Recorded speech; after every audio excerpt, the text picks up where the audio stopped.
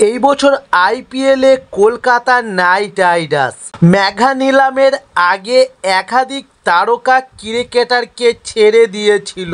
তবে ভেঙ্কটেশ আয়ারকে 23,75,00,000 টাকার বিনিময়ে দলে ফিরিয়ে নিয়ে আনেন কর্মকর্তারা।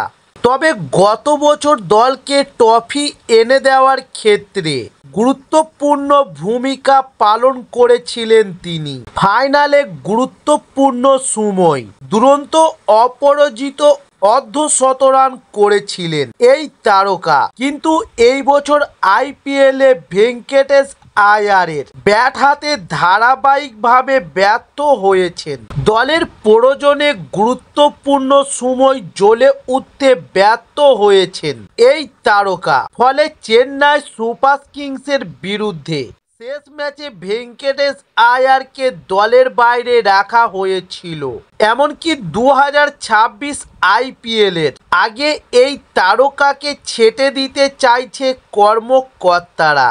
প্লেয়ার্স ট্রেডিংয়ের মাধ্যমে অর্থাৎ অদল বদল করা হতে পারে বলে খবর সামনে এসছে। তাই সূত্রে অনুযায়ী ভেঙ্কটেশ আয়ারের বদলে কলকাতা নাইট রাইডার্সের দলের রিতিশ রানা আবারও ফিরিয়ে আনতে পারে কেকেআরের কর্মকর্তারা। তবে তিনি দীর্ঘদিন আইপিএলে নাইট রাইডার্সের গুরুত্বপূর্ণ সদস্য ছিলেন।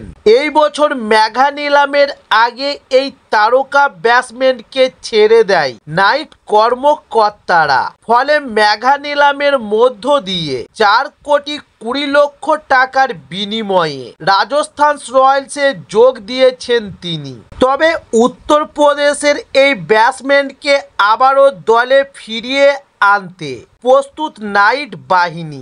এখনো পর্যন্ত আইপিএলে রিতিশ রানা 118 ম্যাচে 2,853 রান সংগ্রহ করেছেন।